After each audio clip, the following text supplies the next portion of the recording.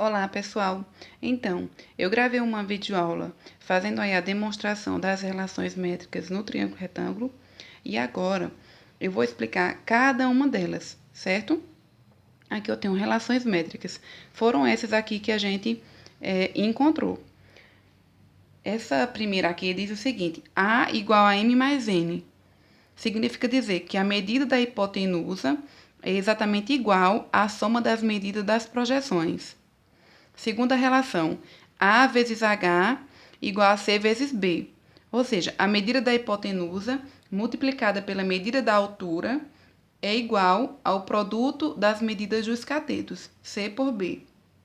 Outra relação, C ao quadrado é igual a A vezes M. Ou seja, a medida do cateto C elevado ao quadrado é igual à medida da hipotenusa multiplicado pela medida da projeção M, que é referente ao cateto C.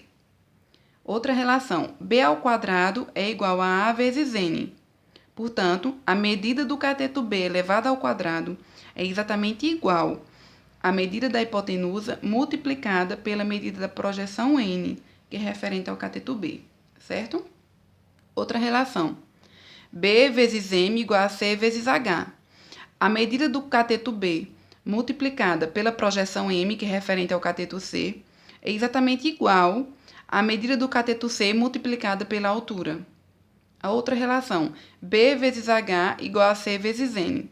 Ou seja, a medida do cateto B multiplicada pela medida da altura é exatamente igual à medida do cateto C multiplicada pela projeção N, que no caso é referente ao cateto B.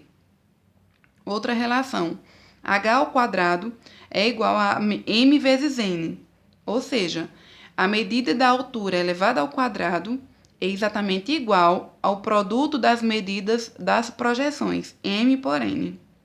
E a última relação diz o seguinte, A ao quadrado é igual a B ao quadrado mais C ao quadrado. Significa dizer o seguinte, que o quadrado da hipotenusa é exatamente igual à soma dos quadrados dos catetos, o famoso teorema de Pitágoras, como vocês veem aqui. Pessoal, não fiz a demonstração do teorema de Pitágoras, mas vou fazer em uma outra videoaula para vocês entenderem a relação existente entre os lados do triângulo retângulo, certo? Espero que vocês tenham aí compreendido de onde partiu cada uma dessas relações que a gente vai usar para resolver algumas questões, certo? E algumas são mais usadas do que outras, mas de toda forma é importante que vocês tentem compreender cada uma delas, certo?